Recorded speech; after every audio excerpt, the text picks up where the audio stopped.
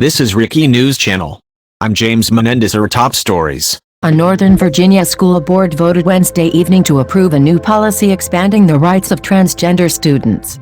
In what was seen as a victory for LGBTQ advocates, the Loudoun County School Board approved the policy by a 7-2 vote following hours of debate and after minor amendments were made.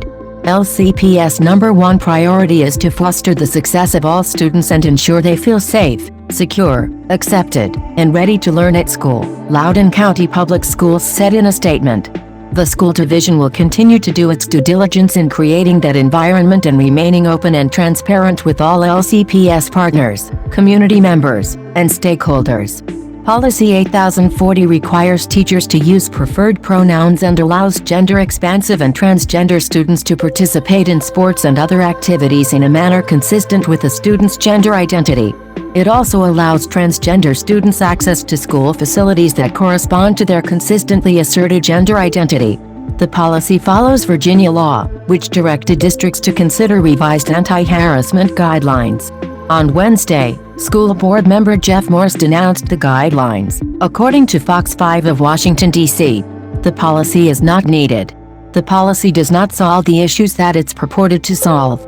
The policy has forced our focus out of education and I will not support it, Morse said.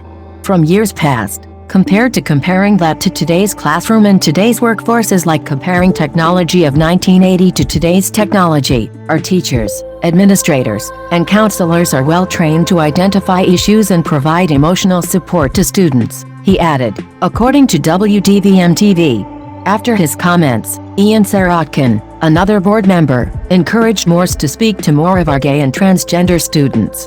You seem to imply that bullying or discrimination against LGBTQ students in LCPS is a thing of the past and doesn't happen today, said Sarotkin. If you believe that, I'd encourage you to speak to more of our gay and transgender students. Supporters of the policy celebrated its passage. I think that they have spent years fighting through these issues and fighting through the discrimination, the harassment, the bullying, and this is going to be an opportunity for them to rise up out of that and into a school year that is going to fully embrace them, said Chris Candace Tuck, Equality Loudoun president. It's going to allow them to learn at their fullest potential.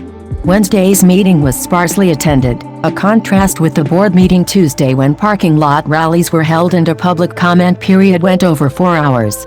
Nearly 200 people came inside to speak. The meeting length prompted the school board to postpone its decision until Wednesday. Tuesday's meeting came just a few months after physical education teacher Tanner Cross denounced the policies. Cross told the school board he wouldn't affirm that a biological boy can be a girl and vice versa because it's against my religion. It's lying to a child, it's abuse to a child, and it's sinning against our God.